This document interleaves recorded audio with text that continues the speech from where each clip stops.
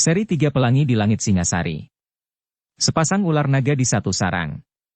Cerita, Esa Mintarja. Audiobook, novel silat. Bab 40. Linggadadi mengangguk-angguk. Ia pun mengira bahwa Witantra, dan bahkan mungkin atas perintah Maharaja Singasari, beberapa orang akan mencari sarang orang-orang berilmu hitam sesuai dengan cerita tentang mereka pada masa lampau. Tetapi dongeng itu sudah hampir lenyap. Tidak banyak lagi yang diketahui tentang orang-orang berilmu hitam itu, desis Linggapati. Tetapi ilmu itu sekarang telah tumbuh dan berkembang. Yang datang ke Singasari itu tentu bukan orang terpenting di antara mereka. Ada 2 orang yang terbunuh di Singasari, sahut Linggadadi. Tetapi cobalah, kau ingat lagi cerita tapak lamba tentang anak muda yang berada di padukuhan yang disebutnya daerah bayangan hantu. Apakah mungkin anak muda yang berada di Singasari itu juga anak muda yang telah membunuh 3 orang berilmu hitam di daerah bayangan hantu itu? Memang mungkin. Tetapi namanya berbeda. Orang yang menurut tapak lamba berhasil membunuh 3 orang berilmu hitam itu bernama Mahisa Bungalan. Ia menyebut dirinya anak Mahendra. Siapakah Mahendra itu menurut pendengaranmu? Tentu kau pernah mendengar hubungan antara Mahendra dan Witantra. Tetapi menurut pendengaranku, anak muda yang berada di Singasari itu bernama Pegat Mega. Dan orang yang bernama Witantra itu pernah disebut Sempulur. Keduanya mengangguk-angguk. Ternyata bahwa mereka telah hampir menemukan persamaan uraian tentang anak muda yang bernama Pegat Mega itu. Beberapa orang yang mereka kirimkan untuk mengetahui kabar yang tersebar, berhasil mengumpulkan beberapa keterangan tentang Pegat Mega dan Sempulur, sehingga akhirnya Linggapati mengambil kesimpulan. Aku condong kepada dugaan bahwa Pegat Mega adalah Mahisa Bungalan. Apakah ia anak muda yang licik? Sahut Linggadadi. Kenapa ia harus bersembunyi di balik nama lain? Apakah ia tidak berani mempertanggungjawabkan perbuatannya? Aku kira bukan atas kehendaknya sendiri. Jika ia menyebut namanya, maka ia akan menjadi pusat perhatian orang-orang berilmu hitam yang kehilangan kawan-kawannya di daerah bayangan hantu itu. Apakah orang-orang berilmu hitam tidak akan sampai pada dugaan seperti kita bahwa orang yang dekat dengan Witantra itu adalah orang yang telah membunuh 3 kawannya? Kita akan meyakinkan, berkata Linggapati kemudian. Dan kita akan memalingkan perhatian orang-orang berilmu hitam itu dengan sebuah cerita yang lain. Tentang Mahisa Bungalan, bertanya Linggadadi. Ya. Seperti orang-orang Singasari yang dengan sengaja melindungi nama Mahisa Bungalan, maka kita dapat menyebar berita bahwa Mahisa Bungalanlah yang telah membunuh orang-orang berilmu hitam, sedang Witantra membunuh salah seorang pembantu kita. Linggadadi mengangguk-angguk. Desisnya. Pendapat yang baik. Setidak-tidaknya kita dapat mengurangi ketegangan di saat yang pendek, sementara kita akan mengelilingi daerah di sekitar Singasari. Mungkin ke daerah yang agak jauh. Menyenangkan sekali. Kita dapat menikmati kemelutnya asap gunung berapi, melihat hijaunya lembah-lembah dan mengenal berbagai macam ilmu yang mungkin kita jumpai di sepanjang perjalanan. Tetapi masih ada kemungkinan lain. Maksudmu? Kita tidak akan dapat kembali lagi. Linggadadi menarik nafas dalam-dalam. Katanya. Itu pun akibat yang wajar yang dapat terjadi.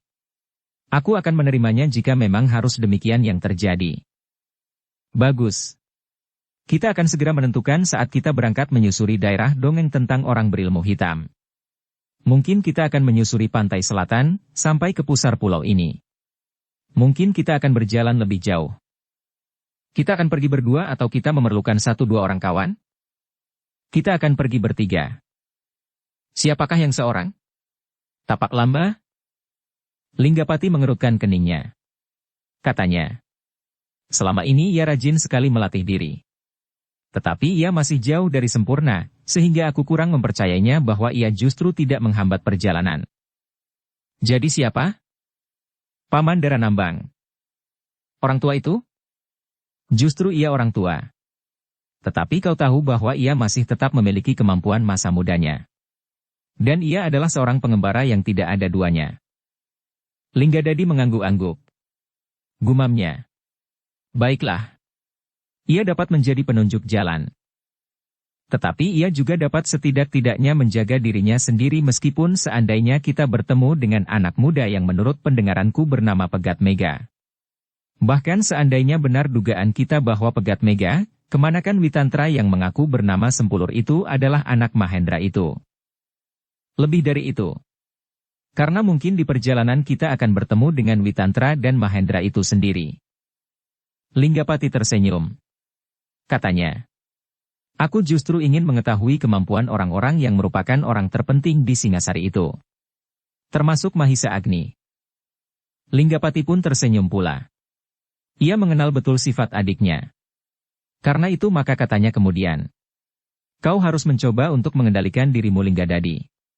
Bermain-main dengan Mahisa Agni dapat menumbuhkan akibat yang tidak kita kehendaki. Tetapi kita belum pernah membuktikannya. Adalah sulit untuk membuktikan dan kemudian mengakuinya, karena dapat terjadi bahwa kita akan kehilangan kesempatan untuk mengetahui akhir dari pembuktian kita. Linggadadi tertawa berkepanjangan. Gumamnya di antara derai tertawanya. Kau masih harus dipengaruhi oleh perasaan bahwa aku adalah seorang adik yang masih terlampau kanak-kanakan. Kakang Linggapati, lihatlah. Aku sudah terlalu tua untuk disebut sudah dewasa. Benar Linggadadi. Tetapi kau harus selalu ingat bahwa Mahisa Agni adalah rangkapan dari Sri Rajasa Batara Sang Amurwabumi. Aku kira tidak ada orang yang dapat mengimbangi kemampuan Sri Rajasa selain Mahisa Agni. Bahkan Witantra dan Mahendra pun tidak. Sayang, bahwa Sri Rajasa itu pun sudah tidak ada lagi. Anaknya yang bernama Anusapati yang dianggap memiliki kemampuan mendekati Sri Rajasa pun tidak ada pula. Jangan mengigau. Persiapkan dirimu untuk suatu perjalanan yang panjang.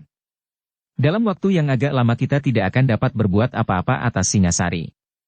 Prajurit Singasari kini tentu telah bangun dan berjaga-jaga karena peristiwa yang bodoh yang dilakukan oleh orang-orang berilmu hitam itu. Baiklah Kakang, jawab Linggadadi. Aku akan berkemas. Agaknya perjalanan itu akan sangat menyenangkan. Aku ingin kita singgah di kota raja barang 1-2 hari untuk melihat apa saja yang dilakukan oleh prajurit-prajurit Singasari setelah mereka mengetahui peristiwa itu. Linggapati termenung sejenak. Kemudian ia pun mengangguk kecil. Baiklah Linggadadi. Tetapi kau jangan berbuat gila di kota raja agar perjalanan kita yang menyenangkan itu tidak terganggu sama sekali. Baiklah Kakang. Beracun itu Paman? Kau harus berjanji. Aku berjanji. Linggapati mengangguk-angguk. Meskipun ia agak ragu-ragu bahwa adiknya akan dapat mengekang diri selama perjalanan dan selama mereka singgah di kota raja. Tetapi ingat Linggadadi, berkata Linggapati kemudian. Namamu sudah dikenal di kota raja, karena justru Witantra mendengar namamu disebut. Aku tidak akan memasang selembar rontal bertuliskan nama di dadaku Kakang. Tetapi kau pun harus menjaga agar kau tidak menyebut namaku di hadapan orang lain dan sebaliknya. Karena namamu pun mirip sekali dengan namaku. Pokoknya kita harus berhati-hati selama kita berada di kota raja, potong Linggapati. Demikianlah maka keduanya pun segera mempersiapkan diri. Seorang yang akan ikut bersama mereka pun telah diberitahukannya pula. Akhirnya aku masih harus mengembara, desis Daranambang. Sebagai seorang pengembara maka pengembaraan ini pun akan dapat menyegarkan tubuhmu Paman, berkata Linggapati. Mungkin Linggapati. Tetapi aku tentu sudah tidak setangkas beberapa puluh tahun yang lalu, ketika aku masih muda dan kuat. Tetapi Paman sekarang menjadi semakin masak. Ilmu yang Paman miliki sekarang memang berbeda di dalam pengeterapannya dengan saat Paman masih muda. Tetapi tentu tidak kalah berbahayanya. Daranambang tersenyum. Katanya. Baiklah. Aku akan pergi mengembara. Aku memang pernah mendengar dongeng tentang orang berilmu hitam yang mengerikan itu. Tetapi mereka bukan hantu atau dewa dari langit. Mereka terdiri dari kulit daging seperti kita. Bahkan menurut pendengaran kita, beberapa di antara mereka telah terbunuh. Ya. Linggadadi pun telah melihatnya. Baiklah. Baiklah. Menyenangkan sekali bertemu dengan mereka pada suatu saat. Tetapi jika mereka bersedia, apakah tidak sebaiknya mereka dibawa serta dalam lingkungan kita? Mereka akan menelan kita. Kita harus cekatan. Setelah kita tidak memerlukan mereka lagi, secepatnya harus kita hancurkan. Bukankah demikian pula yang akan kau lakukan atas tapak Limba? Oh, tidak Paman. Tikus itu sama sekali tidak berbahaya. Aku hanya memerlukannya untuk mempengaruhi bekas kawannya pada masa pemerintahan Toh Jaya, agar mereka dapat kita hubungi dan setidak-tidaknya tidak mengganggu rencana kita kelak. Tetapi, Tapak Lamba sendiri akan berterima kasih dan tidak akan berbuat apa-apa, jika kepadanya aku berikan sekedar jabatan yang tidak penting. Daranambang mengangguk-angguk. Memang Tapak Lamba tidak berbahaya bagi Linggapati. Apalagi pada saat-saat ia berada di dalam lingkungannya. Demikianlah maka ketika semuanya sudah siap, ketiga orang itu pun meninggalkan tempat tinggalnya, dan berusaha menempuh perjalanan yang tidak terbatas. Mereka ingin mengetahui keadaan yang masih samar-samar dari orang-orang berilmu hitam. Dengan demikian maka mereka akan dapat menentukan sikap. Apakah golongan itu harus dibinasakan, atau dimanfaatkan? Atau jika mungkin dengan sengaja membenturkan mereka dengan kekuatan Singasari sebelum Linggapati sendiri akan tampil setelah Singasari menjadi semakin lemah karena benturan itu. Sedangkan Linggadadi yang akan ikut dalam perjalanan itu menganggap bahwa perjalanan itu adalah perjalanan yang penuh dengan kegembiraan. Selain ia akan dapat mengenal daerah yang lebih luas, maka pengalaman dan penglihatannya pun akan semakin bertambah. Sementara ini kita tidak mempunyai pekerjaan apapun di rumah, berkata Linggadadi. Sudah tentu merupakan suatu masa yang menjemukan sekali. Kita tidak tahu sampai kapan kita harus menunggu prajurit Singasari tertidur kembali. Sementara itu orang-orang berilmu hitam akan selalu membangunnya setiap kali. Tetapi perjalanan ini bukan perjalanan tamasya, berkata Daranambang. Perjalanan kita adalah perjalanan yang dibayangi oleh bahaya. Itulah yang menarik, sahut Linggadadi. Perjalanan yang tidak ada gejolak antara manis dan pahit adalah perjalanan yang mati. Daranambang tidak menjawab lagi. Ia mengerti bahwa Linggadadi adalah seorang yang memiliki gejolak hidup yang bergelora di dalam dadanya. Sedangkan Linggapati yang lebih masak agak lebih tenang menanggapi keadaan. Dengan demikian maka perjalanan mereka bertiga agaknya akan merupakan perjalanan yang diwarnai oleh ketiga sifat dari ketiga orang itu. Linggadadi yang bergejolak, Linggapati tenang tetapi cerdik, dan Daranambang yang tidak lagi banyak mempunyai rencana apapun selama perjalanan, selain mengikuti kedua orang kemanakannya. Dalam pada itu, selagi ketiga orang itu mulai dengan perjalanannya, yang mula-mula akan singgah di kota raja, Mahisa Agni telah menyampaikan persoalan itu kepada Maharaja di Singasari. Ranggawuni dan Mahisa Campaka yang memerintah Singasari tanpa dapat saling berpisah dalam banyak hal, mendengarkan keterangan Mahisa Agni dengan saksama. Nampaknya hanya persoalan kecil tuanku, berkata Mahisa Agni kemudian. Seolah-olah hanyalah beberapa orang penjahat kecil yang saling bersaing memperebutkan sumber penghidupan. Tetapi jika ditelusur lebih jauh lagi, nampaknya akan menjadi persoalan yang cukup gawat. Ranggawuni mengangguk-angguk. Kemudian dengan nada yang datar ia bertanya. Apakah Paman sudah mendapatkan gambaran yang agak jelas tentang keduanya? Mahisa Agni menggeleng. Katanya. Belum tuanku. Hamba masih belum dapat mengatakan, siapakah sebenarnya mereka itu. Dan siapakah sebenarnya orang yang berdiri di belakang mereka. Salah seorang dari orang-orang yang mungkin termasuk penting di antara mereka bernama Linggadadi. Selebihnya hamba tidak mengetahui apapun juga. Bahkan Kakang Witantra yang terlibat langsung dalam pertempuran itu pun tidak banyak dapat memberikan keterangan.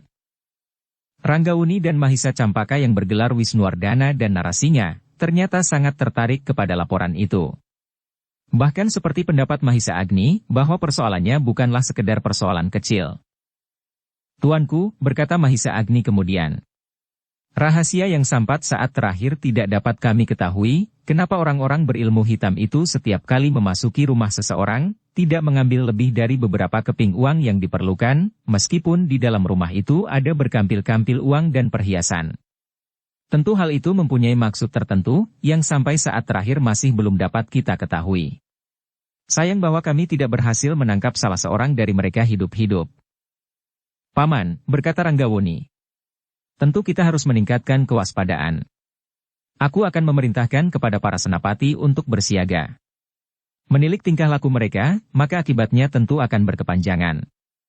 Setidaknya antara kedua golongan itu akan timbul permusuhan yang dapat mengganggu ketenangan Singasari yang sedikit demi sedikit sudah dapat kita pulihkan. Tentu tuanku. Sebenarnya lah bahwa setiap prajurit harus bersiaga. Namun selebihnya, hamba akan mohon diri, perkenankanlah hamba mengenang masa muda hamba dengan sebuah pengembaraan. Agaknya orang berilmu hitam itu sangat menarik perhatian. Maksud paman? Kami akan mencari sarang dari orang-orang yang disebut berilmu hitam. Apakah paman dapat mengatakan, di manakah kira-kira letaknya? Ampun tuanku, hamba sama sekali tidak dapat menyebutkannya. Tetapi hamba akan mencoba mencari berdasarkan cerita-cerita lama yang pernah hamba dengar, daerah yang pernah menjadi sarang orang-orang berilmu hitam, meskipun kadang-kadang sumber itu bersimpang siur. Namun pengembaraan hamba mungkin akan sampai pada tujuannya jika hamba menyusuri segala tempat yang pernah hamba dengar itu, karena pada saat ini, kita tidak dapat mengingkari kenyataan bahwa orang-orang berilmu hitam itu masih ada, dan bahkan berkembang.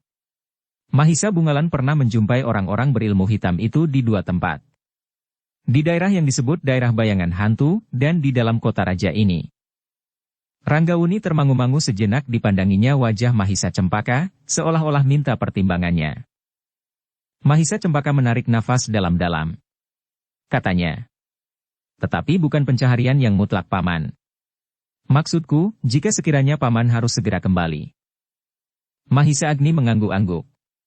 Ia mengerti maksud Mahisa Cempaka yang bergelar Narasimha, sebagai Ratu Anggabhaya di Singasari. Tuanku, berkata Mahisa Agni.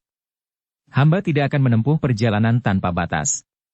Seandainya hamba masih mempunyai harapan untuk menemukan daerah hitam itu sekalipun, pada saat-saat tertentu hamba akan kembali. Tentu hamba akan sangat rindu kepada tuanku berdua. Ranggawuni yang bergelar Wisnuwardhana tersenyum. Katanya, terima kasih paman. Paman adalah orang tua kami. Istana ini akan menjadi sepi tanpa paman. Tentu tidak tuanku. Pamanda tuanku masih ada di istana. Beberapa orang senapati yang akan menjaga ketenangan Singasari. Dan masih banyak yang tuanku dapatkan di istana ini sebagai kawan berbincang dan barangkali juga berdebat. Ranggawuni dan Mahisa Cempaka mengangguk-angguk. Namun bagi mereka Mahisa Agni adalah guru dalam olah kanuragan, tetapi juga guru yang banyak memberikan bimbingan jiwani kepada mereka berdua. Paman, berkata Ranggawuni kemudian. Kapankah menurut pertimbangan paman, paman akan berangkat? Hamba akan mengadakan persiapan secukupnya tuanku. Hamba akan menghubungi beberapa orang sahabat. Dan pada saatnya paman akan mohon diri kepada tuanku. Baiklah paman. Selama ini paman harus mengadakan persiapan yang saksama.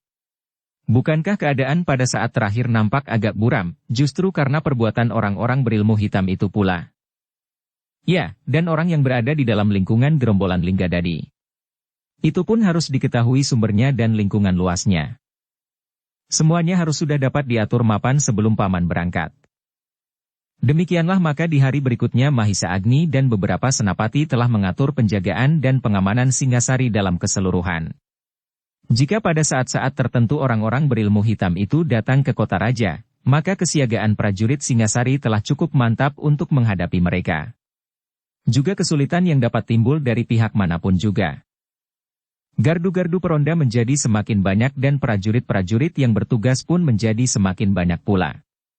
Gelombang perondaan di padukuhan-padukuhan yang dilakukan oleh anak-anak muda yang dibantu para prajurit pun berjalan semakin tertib. Baru ketika kota raja dan sekitarnya sudah meyakinkan, maka Mahisa Agni mulai dengan sungguh-sungguh persiapan untuk menempuh perjalanan yang panjang.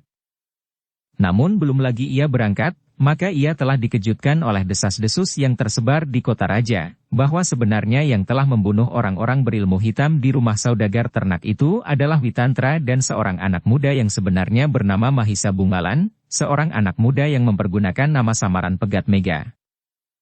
Desas-desus itu telah mendebarkan jantung Mahisa Agni. Nama Witantra memang sudah tidak perlu disembunyikannya lagi.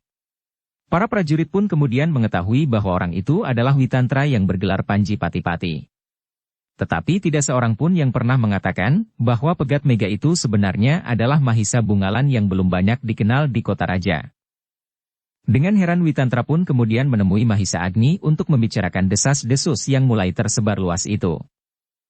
Mungkin ada orang yang pernah mengenal Mahisa Bungalan dan melihatnya di rumah saudagar ternak itu, berkata Witantra. Karena Mahisa Bungalan pun tidak dapat dikatakan, tidak dikenal sama sekali di Singasari, ia tentu mempunyai kawan yang tidak akan dapat dikelabuinya lagi dengan nama Pegat Mega, kecuali mereka yang dengan sengaja sudah diberitahukan lebih dahulu, seperti di kalangan beberapa orang prajurit pengawal istana. Mahisa Agni mengangguk-angguk. Katanya, jika demikian, maka persoalannya akan menjadi sangat sederhana. Meskipun akibatnya dapat merugikan Mahisa Bungalan. Tetapi jika ada pihak lain yang dengan sengaja menyebarkan cerita itu, maka kita harus menemukan latar belakang dari cerita itu. Witantra mengangguk. Mahisa Bungalan memang pernah membunuh orang-orang berilmu hitam di padukuhan terpencil yang disebutnya daerah bayangan hantu. Mungkin orang-orang berilmu hitam itu menganggap bahwa pembunuhnya di kota raja ini adalah Mahisa Bungalan pula, karena di daerah bayangan hantu itu ia sama sekali tidak merahasiakan dirinya, sambung Mahisa Agni. Jadi, apakah orang-orang berilmu hitam itu yang sengaja menyebarkan desas-desus tersebut? Bertanya Witantra. Mungkin sekali. Tetapi kami tidak tahu, apakah orang-orang Linggadadi yang terlibat pula dalam perkelahian itu telah menyebarkan cerita tersebut agar mereka terhindar dari kemungkinan pembalasan dendam orang-orang berilmu hitam itu. Dengan demikian mereka sudah berusaha untuk melawan cerita yang tersebar sebelumnya, bahwa dua gerombolan telah saling berbenturan. Yang segolongan adalah mereka yang berilmu hitam, sedang yang lain adalah gerombolan Linggadadi. Tetapi bagaimana mereka dapat menyebut nama Mahisa Bungalan? Desis Witantra. Mahisa Bungalan sendiri masih terlampau muda untuk menyelubungi diri sebaik-baiknya. Witantra mengangguk-angguk. Ia pun menyadari bahwa Mahisa Bungalan yang memiliki ilmu yang sudah masak itu sebenarnya adalah anak muda yang kadang-kadang masih kekanak-kanakan. Bahkan di dalam arena yang gawat, ia masih juga mencoba-coba menjajaki ilmu lawannya yang hampir saja merenggut nyawanya.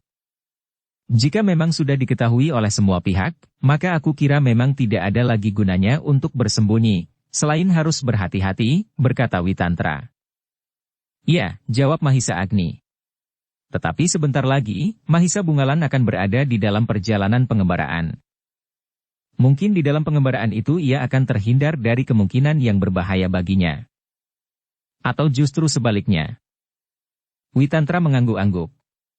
Lalu katanya, memang semua kemungkinan dapat terjadi.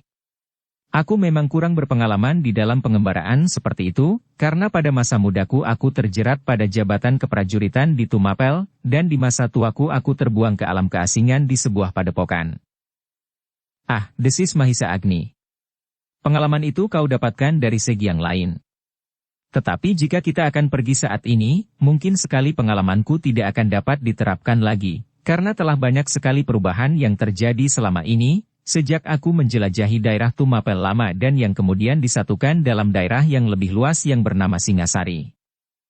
Witantra mengangguk-angguk. Lalu, baiklah kita mencari pengalaman baru Mahisa Agni.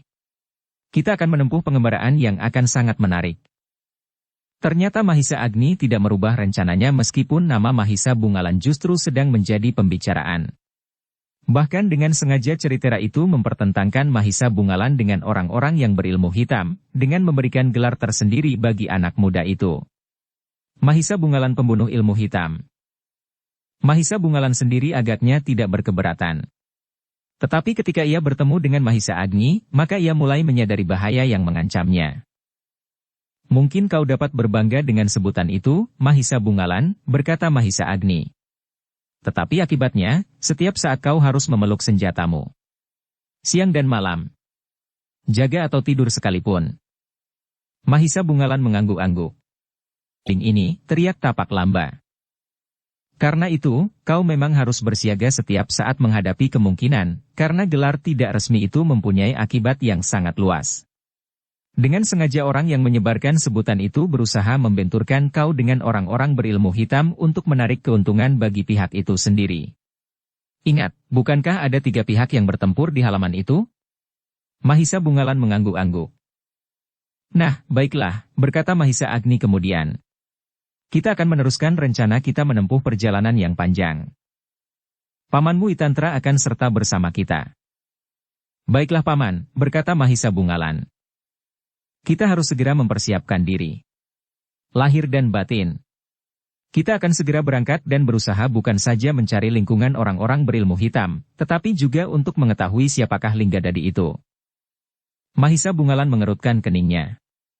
Lalu katanya, kita akan pergi bertiga untuk mencari yang belum dapat kami katakan di mana letaknya, tetapi anak muda itu kemudian tersenyum. Menyenangkan sekali. Apakah kita akan singgah sebentar ke rumah untuk bertemu dengan ayah? Tidak ada keberatan apapun juga Bungalan. Bahkan aku akan minta ayahmu untuk berada di kota raja pada saat-saat tertentu. Kadang-kadang Tuanku Maharaja dan Ratu Angabaya memerlukan kawan berbincang selain para senapati dan pimpinan pemerintahan yang lain. Namun Mahisa Agni tidak dapat begitu saja meninggalkan kota raja dalam bayangan Ceritera yang beraneka ragam. Sebelum berangkat ia telah memberikan banyak gambaran tentang masalah yang dihadapi oleh Ranggawuni dan Mahisa Campaka. Para senapati akan selalu menjalankan tugasnya dengan baik tuanku, berkata Mahisa Agni pada saat ia minta diri. Semuanya sudah aku atur. Petugas-petugas sandi sudah tahu apa yang harus dilakukan. Mereka akan selalu menyampaikan bahan-bahan penting bagi tuanku. Terima kasih Paman. Mahendra akan berada di kota raja setiap kali. Ia akan dapat tuanku panggil menghadap dan berbincang tentang beberapa hal jika diperlukan. Sebagai seorang pedagang ia mempunyai hubungan yang luas di daerah-daerah yang jauh. Mungkin ceritanya akan menarik perhatian. Baiklah Paman. Tetapi aku harap bahwa seperti yang Paman katakan, setiap kali Paman harus kembali ke kota raja. Hamba tuanku. Hamba akan selalu kembali pada saat-saat tertentu. Demikianlah setelah Witantra dan Mahisa Bungalan menghadap pula, maka ketiganya pun meninggalkan kota raja untuk menempuh suatu perjalanan. Justru pada saat-saat Linggadadi ada di kota raja bersama Linggapati dan pamannya Daranambang.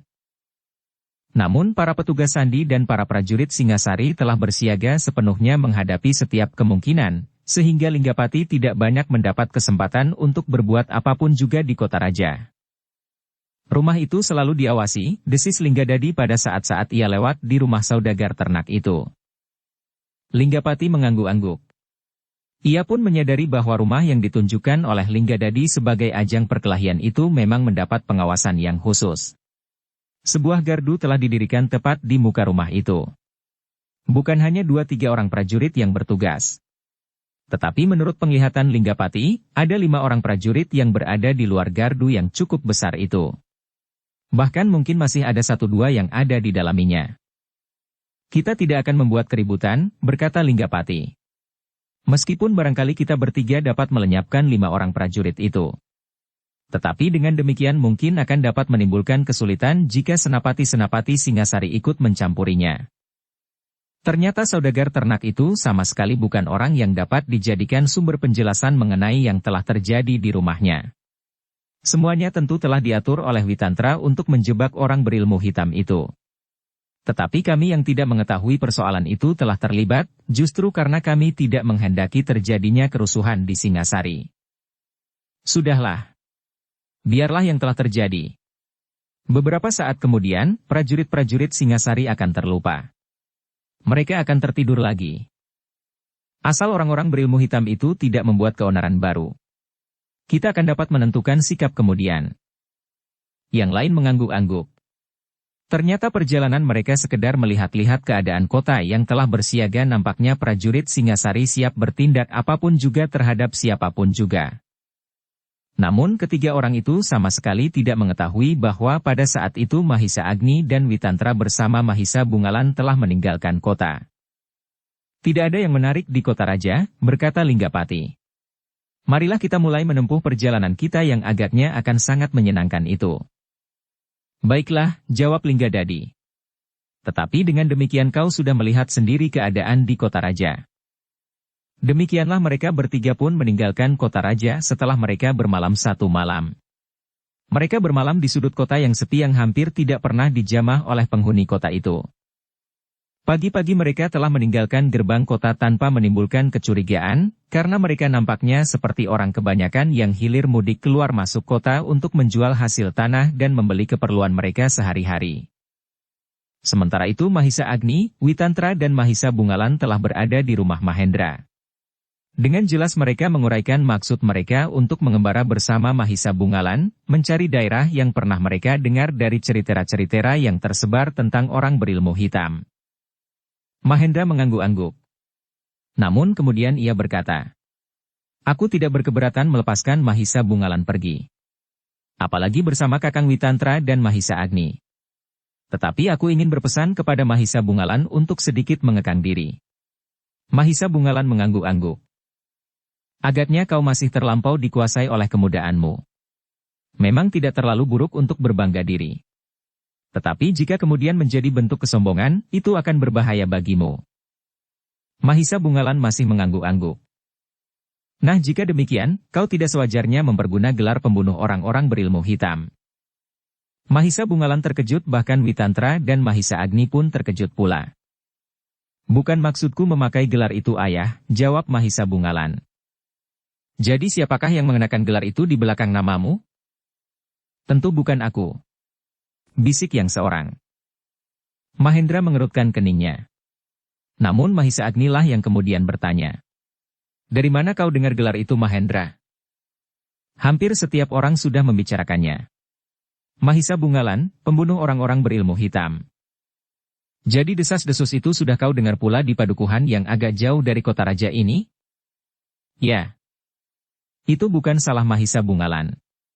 Justru ada golongan tertentu yang akan membenturkan Mahisa Bungalan dengan mereka yang berilmu hitam itu." Mahendra mengerutkan keningnya. Sementara itu Mahisa Agni pun berusaha menjelaskan kepada Mahendra tentang desas-desus yang berkembang di kota raja. Mahendra kemudian menarik nafas dalam-dalam. Bahkan kemudian ia berkata, "Jika demikian keadaan Mahisa Bungalan, kau memang harus benar-benar berhati-hati, sebab kau akan dapat menjadi sasaran dari kedua belah pihak." "Ya Ayah," jawab Mahisa Bungalan. "Tetapi aku percaya kepada kedua pamanmu, bahwa kau akan selalu mendapat perlindungannya, asal kau selalu menurut perintah dan nasihatnya. Kau jangan menuruti kesenanganmu sendiri dan mencoba-coba sesuatu yang dapat membahayakan jiwamu." "Baik Ayah," jawab Mahisa Bungalan dengan kepala tunduk. Yang kemudian merengek-rengek agar diperbolehkan ikut dalam pengembaraan itu adalah Mahisa Murti dan Mahisa Pukat. Mereka yang merasa dirinya telah dewasa pula, ingin ikut dalam pengembaraan untuk mendapatkan pengalaman. Tetapi Mahisa Agni berkata, "Jika kau berdua juga ikut pergi, siapakah yang akan membantu Ayah di rumah? Mungkin Ayah menghadapi pekerjaan yang banyak. Tetapi juga mungkin Ayah menghadapi ancaman dari orang-orang yang tidak kalian kenal. Karena orang-orang berilmu hitam itu mengetahui bahwa Mahendra adalah ayah Mahisa Bungalan yang telah membunuh orang-orang berilmu hitam di daerah bayangan hantu dan di kota raja. Kemudian datang 10 orang berilmu hitam. Nah, kalian berdua yang telah menjadi dewasa, wajib membantu Ayah." Mahisa Murti mengerutkan keningnya, lalu, "Tentu bukan begitu. Paman tentu masih segan membawa kami berdua, karena kami masih akan menjadi beban Paman. Dan Paman masih membayangkan masa kanak-kanak kami." Merengek dan bahkan menangis karena lapar, sambung Mahisa Pukat. Mahisa Agni tersenyum. Katanya, "Mungkin kedua-duanya. Karena kalian masih belum sepenuhnya dewasa, tetapi juga karena Ayah memerlukan kalian di rumah." Wajah kedua anak-anak muda itu menjadi buram. Sementara Witantra pun berkata, "Pada suatu saat kalian akan pergi bersama kami. Seperti pesan Maharaja Wisnuwardhana dan Ratu Angabhaya, bahwa kami harus kembali ke kota raja setiap kali. Dengan demikian maka perjalanan kami bukannya perjalanan pengembaraan yang panjang, tetapi terputus-putus." Mahisa Murti dan Mahisa Pukat yang kecewa tidak menyahut. Sekali-sekali ditatapnya wajah ayahnya yang kadang-kadang tegang, namun kadang-kadang membayangkan sebuah senyuman. "Sudahlah Murti dan Pukat," berkata Mahendra kemudian. "Tinggallah di rumah untuk menyempurnakan ilmu kalian yang sebenarnya masih belum cukup kalian pergunakan sebagai bekal perjalanan. Aku tahu bahwa kedua pamanmu tidak mau menyakiti hatimu dengan mengatakan bahwa kalian masih harus banyak belajar." Sebenarnya bukan itu," potong Witantra. "Keduanya telah memiliki ilmu yang baik. Tetapi dibanding dengan medan yang akan ditempuh, maka sebaiknya kalian tinggal di rumah membantu Ayah." Mahendra tertawa. Katanya, "Hanya nadanya saja yang berbeda." Mahisa Murti dan Mahisa Pukat tidak dapat memaksakan kehendaknya. Tetapi di dalam hati mereka berjanji kepada diri sendiri, bahwa mereka harus menjadi anak muda yang memiliki bekal cukup untuk melakukan pengembaraan serupa dengan kakaknya Mahisa Bungalan. Ketika keduanya kemudian pergi ke ruang dalam, mereka saling berbincang. Tetapi pada saat kami dianggap cukup memiliki bekal ilmu, mereka tidak pergi kemanapun juga.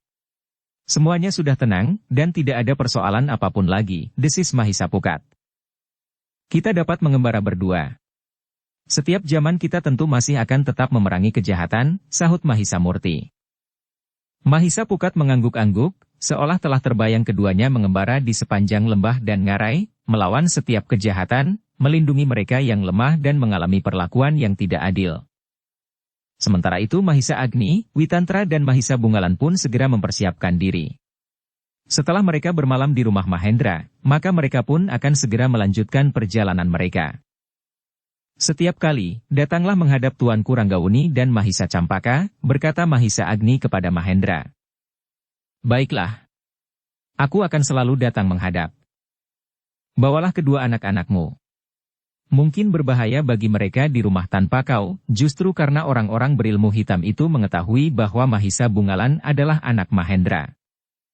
Demikianlah maka dengan kecewa Mahisa Murti dan Mahisa Pukat melepaskan kakaknya pergi bersama Mahisa Agni dan Witantra. Namun untuk mengurangi perasaan kecewa itu, maka ayahnya berjanji untuk dalam waktu yang singkat memberikan kelengkapan ilmu kanuragan yang sudah dipelajarinya. Tinggal beberapa unsur gerak yang harus kau pelajari. Kemudian lengkaplah ilmu yang kalian terima. Soalnya kemudian adalah mematangkan ilmu itu dengan pengalaman. Tentu sebuah perjalanan, sahut Mahisa Murti. Tidak selalu, jawab ayahnya. Namun sebaiknya kalian dengan sungguh-sungguh memperdalam ilmu kalian. Seperti yang dijanjikan, maka di hari-hari kemudian, Mahendra lelah menempa kedua anaknya semakin tekun. Setiap saat ia berada di daerah yang terpisah dari tetangga-tetangganya untuk memberikan berbagai macam unsur gerak dari ilmunya yang masih harus dipelajari oleh kedua anaknya sebagai pelengkap ilmu yang sudah dimilikinya. Ternyata bahwa kedua anaknya tidak mengecewakan. Mahendra yang pernah ikut membina Ranggauni dan Mahisa Cempaka di masa mereka masih terlampau muda, telah melakukan yang serupa bagi anak-anaknya sendiri. Anak-anak itu pun harus menyerahkan pengabdian bagi sesama dan bagi Singasari sejauh dapat mereka lakukan, gumam Mahendra di dalam hatinya. Karena itulah maka ia pun dengan sungguh-sungguh berusaha membuat anak-anaknya menjadi manusia yang berguna, lewat tempaan olah kanuragan yang tidak mengenal jemu. Apalagi kedua anaknya memang merupakan tempat penuangan ilmu yang sangat baik, sehingga seolah-olah apa yang diajarkannya, tidak pernah mengecewakannya. Mahisa Murti dan Mahisa Pukat memang memiliki tetesan darah ayahnya di dalam olah kanuragan. Betapapun beratnya latihan-latihan yang harus mereka lakukan, namun mereka sama sekali tidak mengeluh. Bahkan mereka merasa bahwa kemajuan mereka masih terlalu lamban.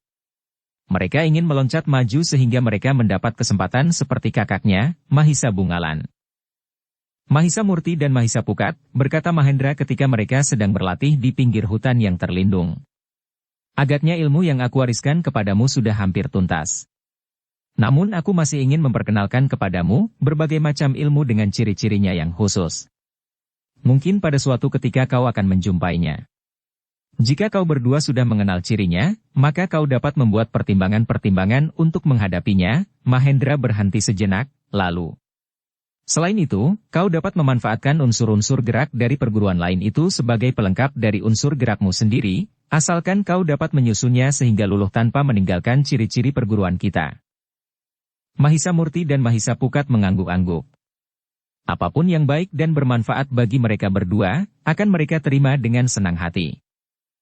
Mahendra pun tidak lagi menunda-nunda ilmunya. Kedua anaknya yang muda itu agaknya sudah cukup mapan untuk menerima semua ilmu yang ada, meskipun tidak akan dengan sekaligus menjadi masak dan sempurna. Untuk menjadi matang, masih diperlukan jarak yang agak panjang, meskipun dengan berbagai usaha dapat dipercepat. Tetapi juga tidak terlalu tergesa-gesa. Dengan demikian, maka di saat-saat berikutnya, di hari-hari dan di pekan-pekan mendatang, Mahendra telah memperkenalkan berbagai macam ilmu yang diketahuinya.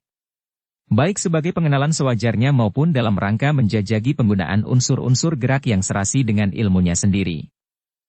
Kelak, jika pamanmu Mahisa Agni datang, ia akan dapat memberikan lebih banyak ciri-ciri perguruan Panawijen kepada kalian seperti yang diberikan kepada kakakmu Mahisa Bungalan. Bahkan pamanmu Mahisa Agni mengenal pula berbagai macam unsur gerak yang diperolehnya dari Empu Sada, dan bahkan dari ilmu yang paling kasar yang dimiliki oleh orang yang bersama Kebo Sindet. Di sebuah gundukan tanah terpencil di tengah-tengah rawa pamanmu Mahisa Agni pernah mempelajari dan mengeterapkan kemungkinan-kemungkinan dari luluhnya berbagai macam ilmu, sehingga akhirnya ia dapat mengalahkan penjahat yang paling ditakuti. Mahisa Murti dan Mahisa Pukat kadang-kadang merasa iri bahwa seseorang mendapatkan kesempatan untuk mempelajari berbagai macam cabang ilmu kanuragan seperti Mahisa Agni. Namun setiap kali ayahnya berkata, "Kau pun akan mendapatkan kesempatan seperti pamanmu Mahisa Agni dan kakakmu Mahisa Bungalan. Pamanmu Mahisa Agni akan membimbingmu." Meskipun belum terjadi, namun rasa-rasanya Mahisa Murti dan Mahisa Pukat sudah menjadi bangga atas kesempatan yang akan didapatinya itu. Namun di samping olah kanuragan, Mahendra juga tidak hentinya memberikan bimbingan dalam olah kajiwan. Mahendra menginginkan anaknya memiliki jiwa pengabdian dan selebihnya adalah manusia yang baik dalam sikap dan tingkah laku. "Kau harus mengabdi dengan penuh cinta kasih kepada dua sasaran utama," berkata Mahendra kepada anak-anaknya juga selalu dikatakannya kepada Mahisa Bungalan. "Yang pertama, kepada Yang Maha Agung, sumber dari segalanya. Kemudian, kau harus mengabdi dengan penuh cinta kasih pula kepada sesama." Kedua anak-anaknya yang muda itu selalu memperhatikan nasihat itu dengan saksama seperti kakaknya. "Tetapi ingat," berkata Mahendra kepada kedua anak-anaknya itu, "jangan menganggap bahwa olah kanuragan adalah akhir dari semuanya di dunia ini. Kadang-kadang olah kanuragan memang merupakan perisai yang baik bagi seseorang. Tetapi bahwa sikap yang lemah lembut dan budi yang luhur adalah sikap yang paling utama. Dengan kekerasan tidak semua persoalan dapat dipecahkan. Ada orang yang bersedia mati sebagai akibat ilmu yang dipelajarinya, sehingga dengan hati yang keras ia tidak mau tunduk kepada ilmu yang lain. Meskipun ia harus mengingkari kenyataan. Tetapi dengan sikap yang lemah lembut dan budi yang luhur, kadang-kadang seseorang yang sama sekali tidak memiliki ilmu kekerasan dan kekasaran itu dapat menundukkan hati seorang yang lebih buas dari serigala lapar." Kedua anaknya mengangguk-angguk. Nasihat serupa itu merupakan bekal yang sangat berguna baginya di kemudian hari, karena betapapun juga, mereka akan dilontarkan oleh keadaan ke dalam lautan pergaulan yang luas. Sentuhan yang mungkin mempunyai banyak akibat di antara sesama dengan sifat, sikap dan watak yang berbeda-beda. Dalam pada itu, keduanya pun dengan cepat menjadi semakin dewasa lahir dan batin. Sehingga pada suatu saat, ayahnya menganggap bahwa pelajaran yang dapat diberikannya sudah cukup lengkap. "Tidak ada lagi yang dapat aku berikan kepada kalian berdua. Selebihnya kalian harus mencari sendiri. Di luasnya dunia ini, dan di dalam dirimu sendiri. Karena hubungan dunia yang luas ini dengan dunia di dalam dirimu adalah tali temali dan tidak dapat diurai tanpa pendalaman yang tekun, dalam kedudukannya masing-masing." Kedua anak-anak muda itu rasa-rasanya merasakan sentuhan yang sejuk. Rasa-rasanya kewajiban yang terberat telah lampau. Meskipun demikian keduanya mengerti bahwa kewajiban itu sebenarnya tidak akan berkurang beratnya. Selagi masih ada persoalan yang tumbuh di dalam lingkungannya, maka selama itu kewajibannya justru masih akan berkembang. "Hubungan yang tali temali itulah," berkata anak-anak muda itu di dalam dirinya. Namun mereka pun mengerti bahwa pada suatu saat, mereka harus berhasil melihat jarak antara dunia di dalam dirinya, dunia kecil dari keseluruhan pribadinya, dengan dunia yang luas, sehingga mereka masing-masing akan dapat menempatkan diri pada tempat yang benar. Pada waktu dan tempat yang tepat dan seimbang. Dan ayahnya pun pernah berkata, "Dengan demikian, meskipun kalian tidak akan dapat memecah diri dari kesatuan lingkungan dunia yang luas. Karena kalian memang merupakan bagian mutlak daripadanya, namun kalian bukan sekedar permainan putaran dunia yang luas.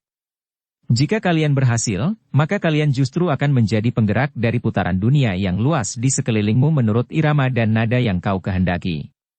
Dengan demikian maka kalian akan disebut menjadi orang besar." Kedua anak-anak muda itu menjadi tegang. Namun ayahnya berkata, "Tetapi mungkin hanya ada satu orang di setiap zaman, seseorang disebut orang besar yang karena pengaruh pribadinya justru menjadi penggerak dari dunia luas. Karena itu kalian tidak usah memaksa diri untuk mendapatkan gelar itu. Namun setidak-tidaknya kalian menyadari perjalanan hidup kalian dunia kecil di dalam arus putaran dunia yang besar. Dengan tekun kalian harus berusaha mengurai ikatan tali temali itu, sehingga kalian adalah pribadi-pribadi yang sadar sepenuhnya akan kedudukan kalian, pada waktu dan tempat di satu saat. Mahisa Murti dan Mahisa Pukat sadar, bahwa sulit bagi mereka untuk dapat menguasai seluruhnya seperti yang dikatakan oleh ayahnya. Tetapi semisal orang berjalan, maka ia telah mendapat petunjuk arah yang harus mereka tempuh. Namun dalam pada itu, Mahendra masih selalu menyisihkan waktu bagi dirinya sendiri dan bagi kedua anaknya itu untuk menyempurnakan ilmu mereka. Mahendra berusaha untuk menumbuhkan pengalaman bagi anak-anaknya sehingga sifat dan watak dari ilmunya akan segera luluh dalam sikap pribadinya masing-masing. Dengan demikian maka dalam lingkungan kecil itu, Mahisa Murti dan Mahisa Pukat setiap saat telah tumbuh menjadi semakin dewasa dan masak. Tetapi pada suatu saat, kedua anak-anak muda itu tidak dapat lagi menahan keinginan mereka, sehingga Mahisa Murti telah memberanikan diri bertanya kepada ayahnya. "Ayah, kapan kita pergi menyusul Kakang Mahisa Bungalan?" Ayahnya tersenyum mendengar pertanyaan itu. Jawabnya, "Mahisa Murti dan Mahisa Pukat, bukankah kalian mendengar sendiri pesan pamanmu Mahisa Agni? Selama ini ayah harus sering menghadap ke istana Singasari. Agaknya Singasari kini memang sedang dibayangi oleh kemuraman. Meskipun Singasari masih ada senapati yang pilih tanding, tetapi pertimbangan orang lain, seperti ayah yang tinggal di daerah terpencil dan kecil inilah yang tidak dimiliki oleh mereka yang tinggal di kota raja." Kedua anak-anaknya menjadi kecewa, tetapi mereka tidak dapat memaksa ayahnya untuk pergi menyusul Mahisa Bungalan ke tempat yang tidak diketahui, karena mereka memang mendengar pesan Mahisa Agni itu kepada ayahnya. "Baiklah, pada waktu yang dekat kalian akan aku bawa saja ke kota raja. Tetapi hati-hatilah. Kalian pernah mengalami perlakuan yang berbahaya. Untunglah kalian masih dapat mempertahankan diri karena orang itu terlampau bodoh. Tetapi peristiwa itu merupakan pengalaman, bukan saja pengalaman bagimu, namun juga pengalaman bagi orang yang sampai saat terakhir tidak diketahui maksudnya dan dari pihak yang mana." Kedua anak muda itu mengangguk-angguk. Namun demikian Mahisa Pukat masih juga berdesis. "Aku sudah pernah melihat kota raja. Sebenarnya perjalanan ke kota raja adalah perjalanan kecil dan terlampau dekat." Mahendra tertawa.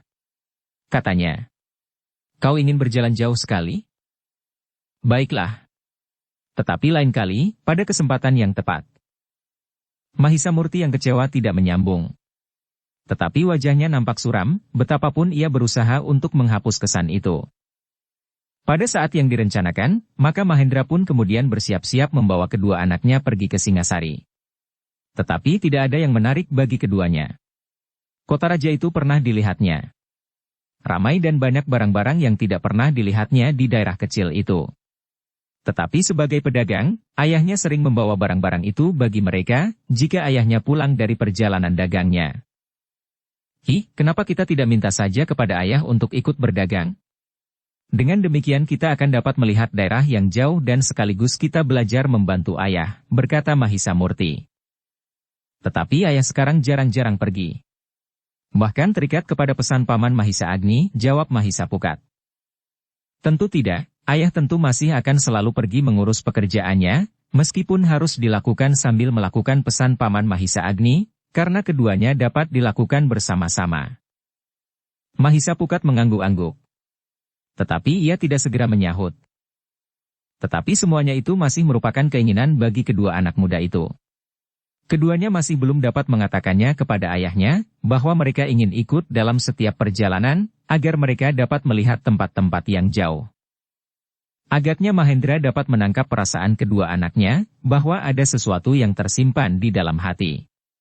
Menilik sikap dan kadang-kadang pembicaraan yang terputus, Mahendra menduga bahwa anak-anaknya ingin mengatakan sesuatu kepadanya, tetapi keduanya tidak berani menyatakannya.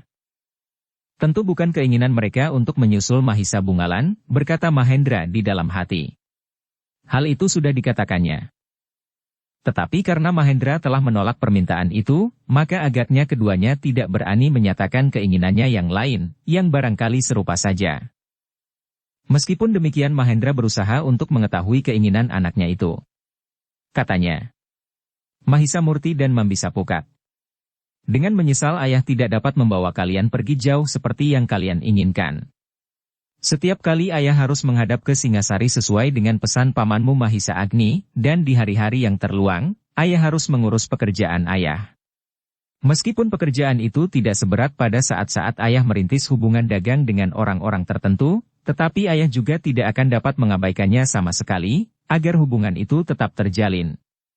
Tetapi barangkali kalian berdua masih mempunyai keinginan lain yang barangkali dapat aku penuhi. Mahisa Murti dan Mahisa Pukat saling berpandangan sejenak. Kemudian dengan ragu-ragu Mahisa Murti berkata, "Ayah, memang ada keinginan kami untuk memohon sesuatu kepada ayah. Tetapi kami agak takut, karena persoalannya memang hampir serupa dengan keinginan kami untuk pergi jauh sekali, tidak sekedar pergi ke kota raja." Mahendra tersenyum. Katanya, "Katakan. Barangkali aku dapat mempertimbangkan." "Ayah," berkata Mahisa Murti. Namun nampaknya ia masih saja ragu-ragu.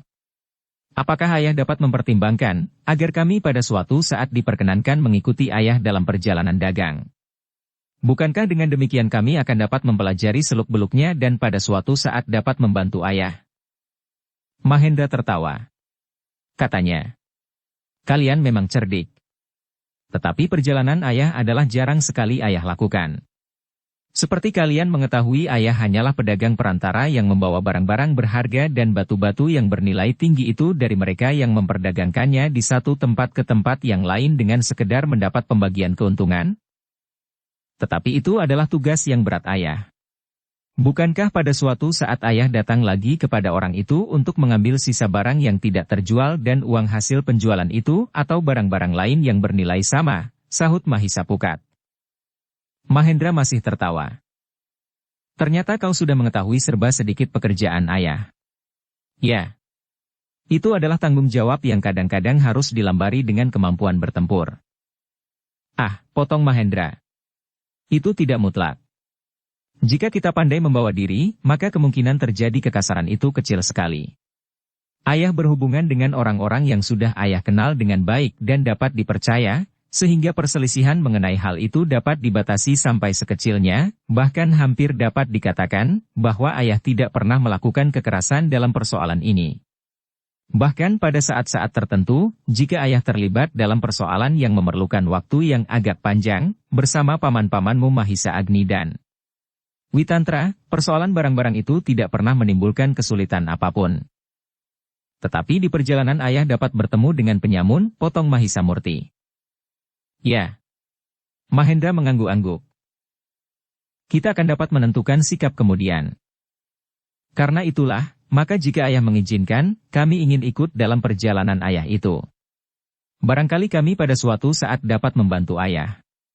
Jika kami sudah dikenal oleh kawan-kawan ayah itu, maka kami berdua dapat melakukan sebagian kecil dari tugas ayah." "Kalian memang cerdik," berkata Mahendra. "Baiklah. Pada suatu saat kalian akan aku bawa." "Pada suatu saat," desis Mahisa Pukat. Mahendra tertawa semakin keras. Katanya, "Jangan kecewa. Pada suatu saat yang pendek. Setelah aku menghadap ke Singasari aku akan pergi." "Hi. Apakah kalian jadi ikut ke kota raja?" Kedua anak-anak muda itu menggeleng, seolah-olah mereka telah bersepakat. Tetapi tiba-tiba saja terbersit kekhawatiran di hati Mahendra meninggalkan kedua anak laki-lakinya. Orang-orang berilmu hitam yang kehilangan orang-orangnya, dan tentu mereka telah mendengar pula sebutan pembunuh orang berilmu hitam bagi Mahisa Bungalan, akan dapat membahayakan anak-anaknya. Karena itu maka katanya kemudian, "Sebaiknya kalian ikut bersamaku ke kota raja." "Kami menunggu ayah di rumah," jawab Mahisa Murti. "Bagaimana jika ayah langsung pergi mengurusi pekerjaan ayah itu agar ayah dapat menghemat waktu dan perjalanan?" Mahisa Pukat mengerutkan keningnya. Desisnya, "Apa boleh buat?" Mahendra tidak dapat menahan tertawanya pula. Katanya, "Aku tidak memaksa. Kalian dapat memilih."